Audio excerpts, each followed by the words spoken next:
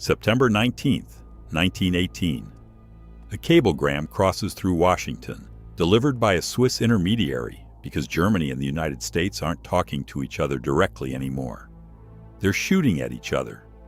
The message is addressed to the American Secretary of State. It accuses the U.S. Army of breaking the laws of war.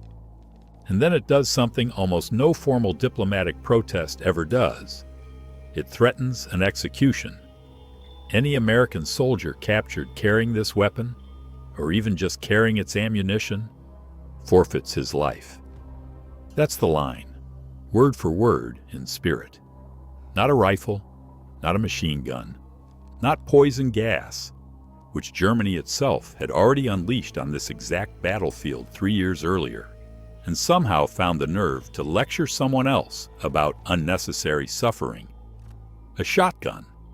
To understand how a hunting gun became a war crime in the eyes of an empire, you have to go back almost 20 years to a fight most people have never heard of, on the other side of the planet. Around 1900, in the jungles of the southern Philippines, American troops are stuck in a war that looks nothing like the one they trained for. Their opponents are Moro fighters, warriors who close distance fast through the undergrowth, armed with blades, and who don't stop when they're hit once, or twice, or 3 times. The standard American sidearm is a .38 caliber revolver, and out here, it's failing. Soldiers are being cut down at arm's length by men their pistols should have already put on the ground.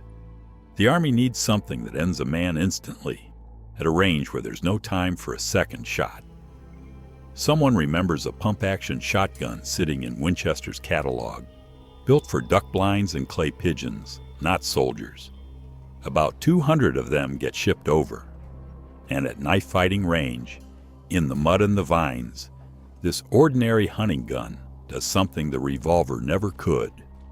One pull of the trigger ends the fight before it really starts. It works so well that the men who watch it happen don't forget it. Among them is a young officer named John Pershing, and he's far from the only one who carries that memory back home. Fast forward to 1917.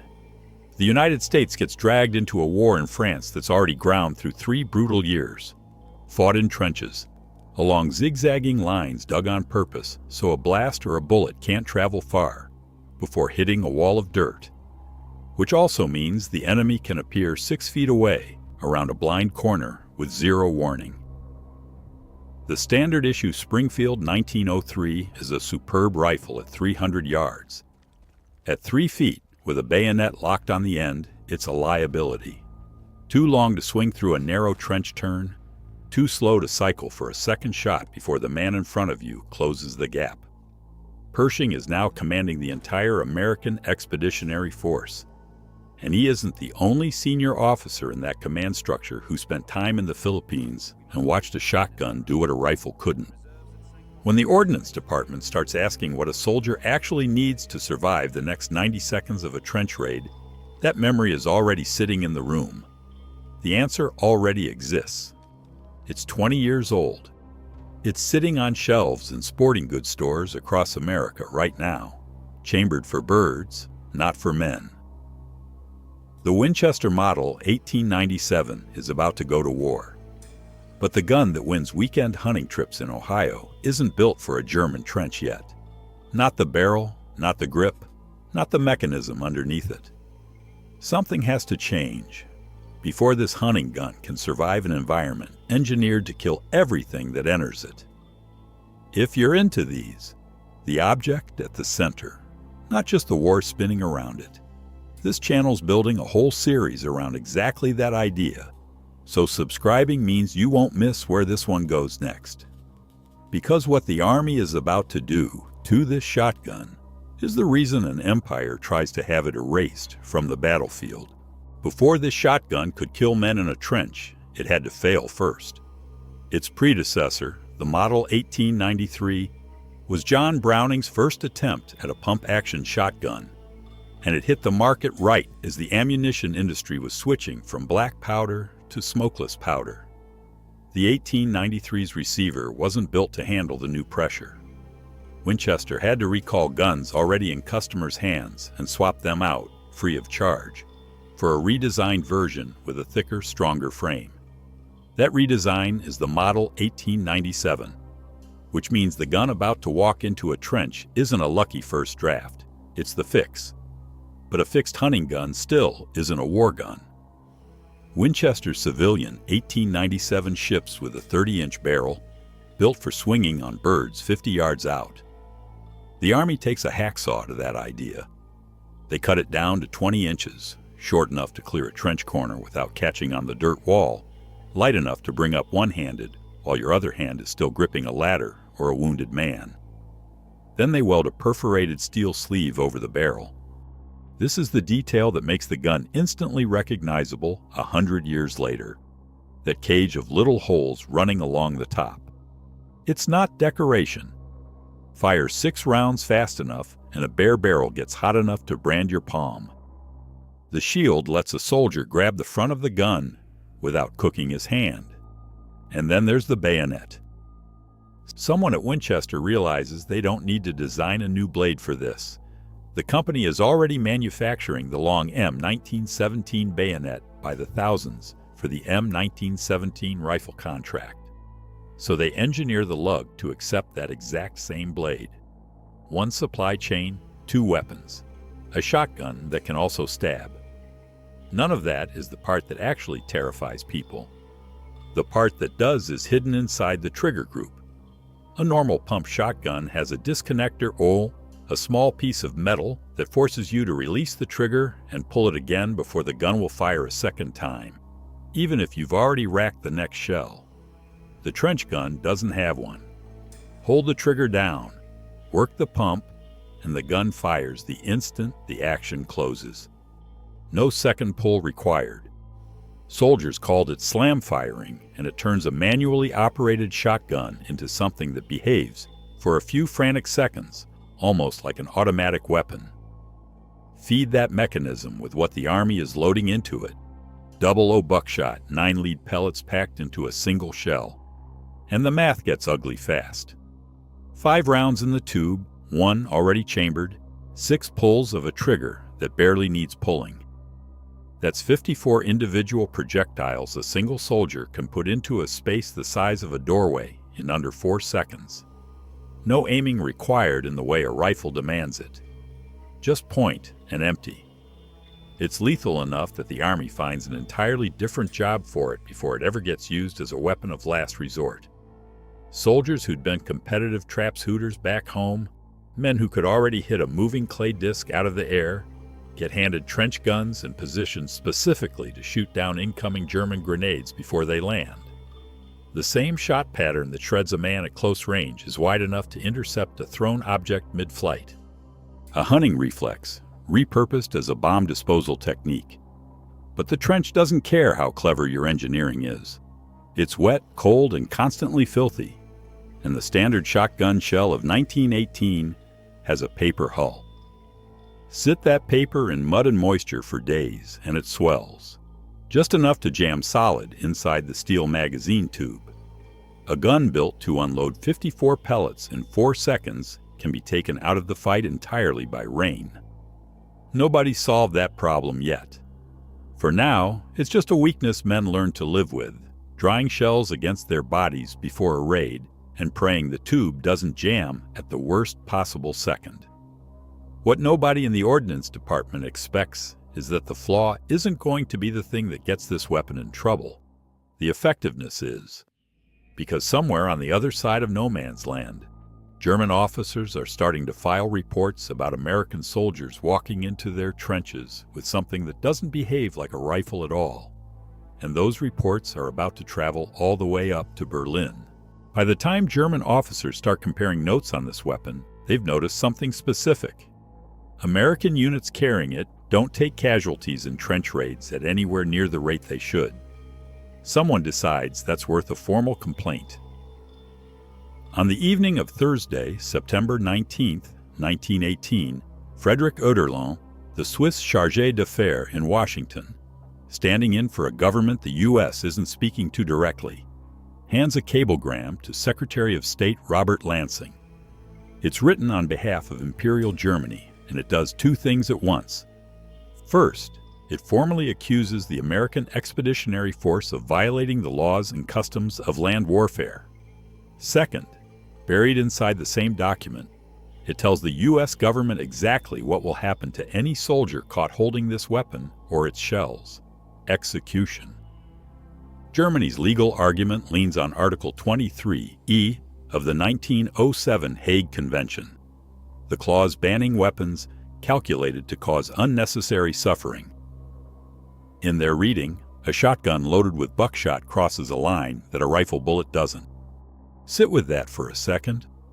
This is a government that introduced poison gas to this exact war 3 years earlier, a weapon that didn't wound men so much as dissolve their lungs from the inside, now drawing a moral line at a pump-action shotgun.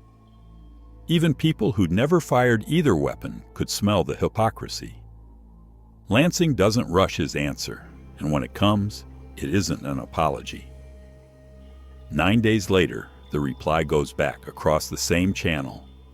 The United States does not accept that the Hague Convention forbids this weapon, points to the shotgun's long ordinary history as a legitimate arm, and states plainly that its use by the American Army is not open to reasonable protest. That's the polite half of the letter. The second half isn't polite at all. Lansing writes that if Germany carries out its threat against even one American prisoner, the United States will treat it as grounds for reprisal, and gives formal notice in writing that reprisals will follow. Translation: touch one of our men over this shotgun, and we will do something equivalent to yours. And then, nothing happens. No American soldier is executed for carrying a Model 1897. No reprisal order is ever issued. The threat simply sits there, unenforced, while the war keeps grinding forward without it.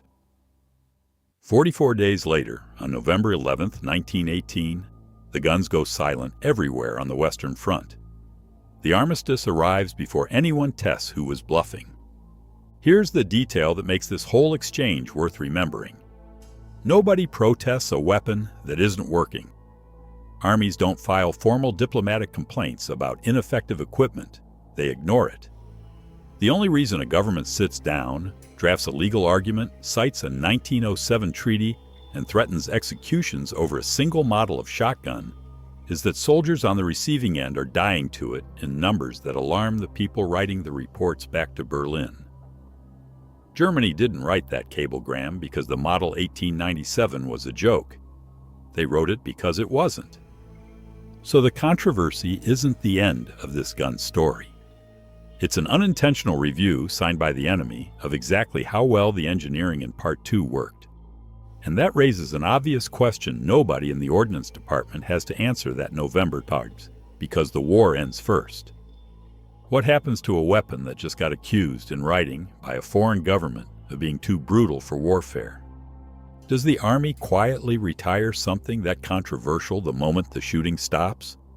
Or does the thing that made Germany furious turn out to be exactly what police departments, prison guards, and armies fighting the next war are about to want for themselves? The Army doesn't retire it. If anything, they can't get enough of it fast enough. By the time the guns fall silent in November 1918, the Ordnance Department has procured roughly 25,000 of these shotguns for the war. About 20,000 built as dedicated trench guns, plus another 5,000 civilian sporting models hastily converted with the same heat shield and bayonet lug. By June of that year, there were already enough in France to issue 50 per division, handed mostly to scout platoons, the men whose job was to move first into the dark and find out what was waiting. Each soldier carrying one got a canvas pouch holding 32 rounds of all-brass 00 buckshot slung across his chest, because loose paper shells rattling in a pocket weren't going to survive a raid. Then the war ends, and a strange thing happens. A weapon that a foreign government just tried to have banned as a war crime doesn't get quietly shelved. It gets a second career. Prohibition-era America turns out to be exactly the kind of place that wants a gun built to end a fight in one trigger pull at close range. Police departments start buying the civilian version, stripped of its bayonet lug, kept at that same short 20-inch barrel, and calling it the riot gun. Prison guards carry it on cell blocks. Armored car companies moving cash and payroll through cities full of bootleggers and bank robbers arm their guards with it. It becomes as familiar behind a badge as it was behind a rifle sight in France. And somewhere in that decade, the gun brushes up against one of the darkest crime scenes in American history. On February 14, 1929, 7 men are lined up against a garage wall in Chicago and executed with a mix of submachine gun and shotgun fire. The St. Valentine's Day Massacre. Investigators can trace the Tommy gun rounds precisely because rifled barrels leave unique marks on every bullet they fire, like a fingerprint stamped in metal. A shotgun's smooth bore leaves no such signature. To this day, nobody can prove which shotgun fired those shells, but the 1897 sits at the top of every historian's list of suspects, because in 1929, if a criminal or a cop in Chicago was carrying a shotgun, odds are this was Emmett. Then the world goes back to war, and the gun goes with it, this time to a completely different kind of hell. In the Pacific, American Marines are fighting an enemy whose tactic of choice is the banzai charge. Waves of Japanese soldiers sprinting straight at a defensive line, sometimes at night, closing the distance in seconds.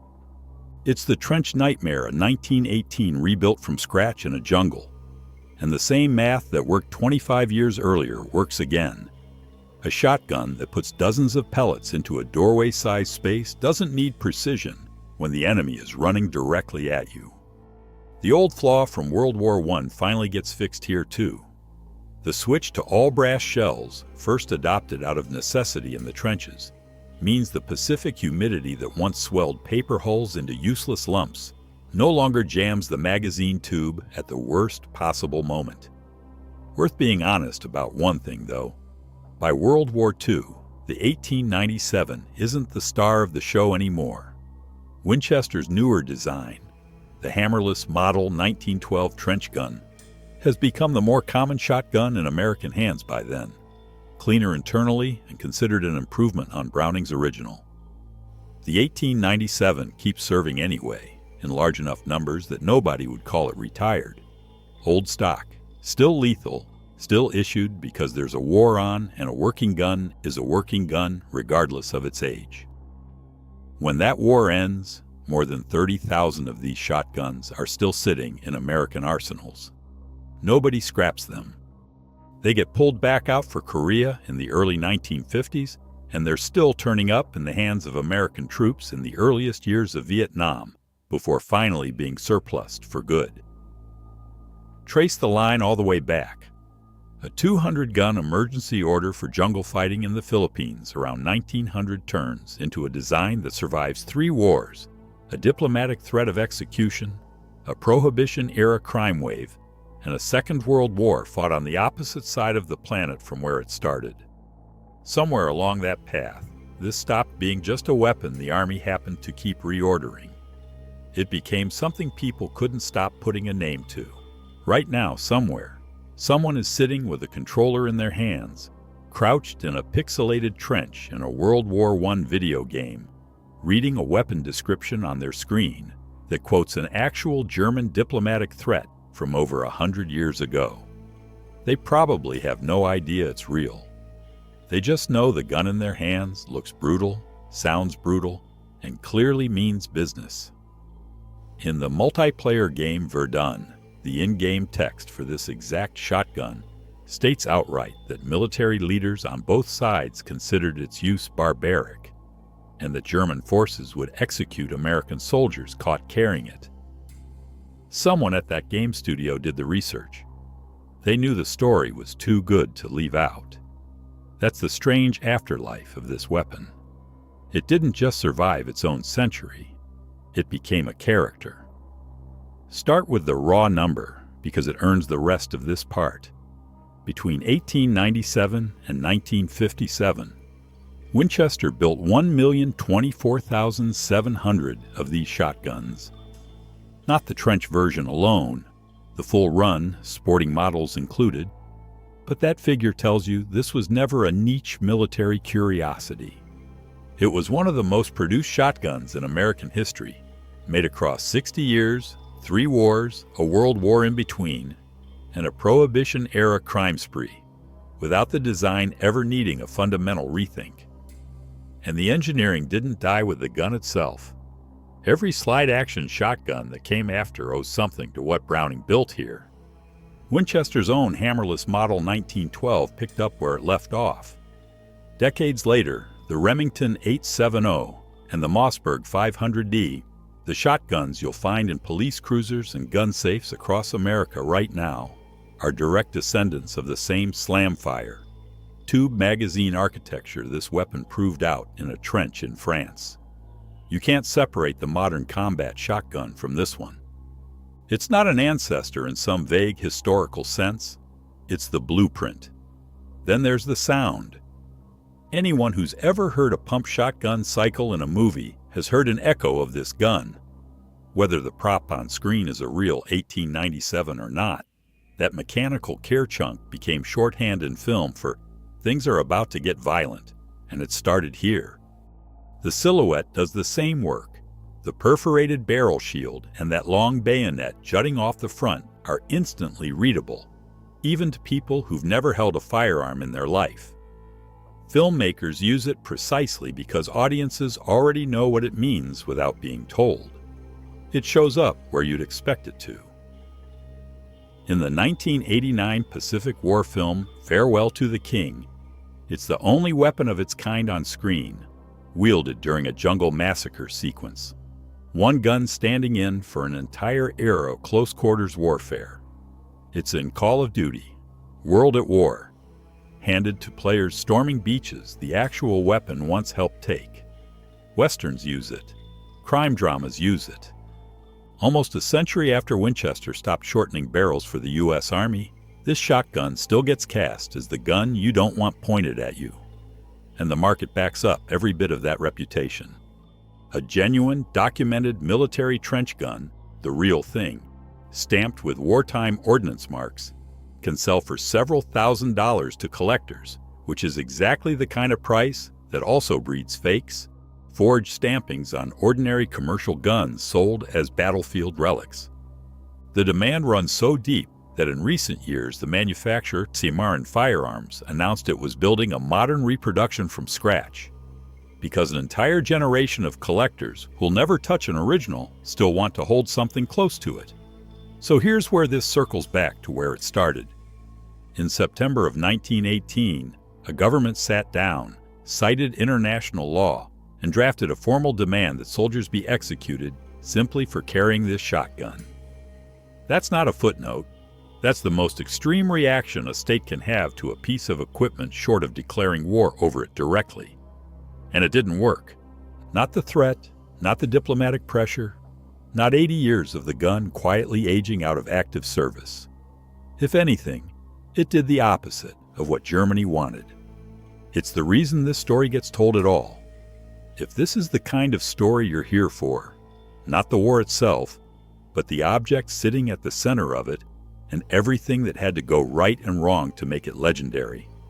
That's the entire idea behind this channel. There's more of these coming. Subscribing means you catch them as they land. And if this one held your attention start to finish, a like is the easiest way to tell me to keep building them exactly like this. Germany spent an official cable trying to erase this shotgun from the battlefield by threatening to execute anyone caught holding it. 100 years later, it's the one thing from that war people still pick up on purpose. In a museum case, in a collector's safe, in a game controller. Just to feel, for a second, why an empire was afraid of it.